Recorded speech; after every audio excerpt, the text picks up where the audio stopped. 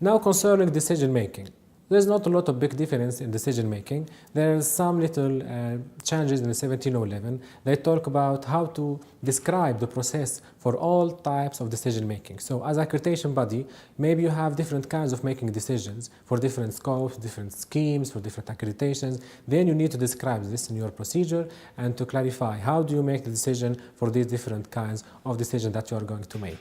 Also, the new 1711 gives some focus on the information given to the decision committees and decision makers before they make the decision. So there's a lot of information that have to be in there, and the 1711 gives some details on this information to be there. The most important is that the decision committee must have enough information to be able to decide about the competence of the conformity assessment body and to give accreditation or not.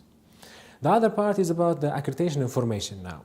The funny thing, which is something new and good in 1711, is that there's no reference anymore to certificate of accreditation. Because now many accreditation bodies, they say, we don't need to make a certificate. The information is there, we have a website, why do we need to print a certificate? So two options are there. You can continue giving certificates, but also it's possible for you not to give a certificate, but have all the information needed and describe the 1711 available on the website or another media.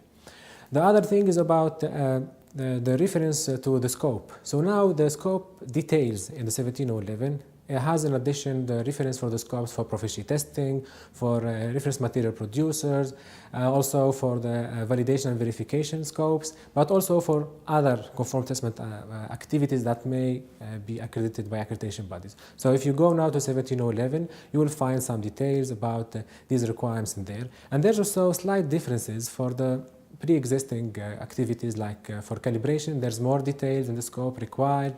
For testing labs, there's a requirement for the parameter or the component to be tested. And also for the certification bodies, there's a mention of the scheme in the scope.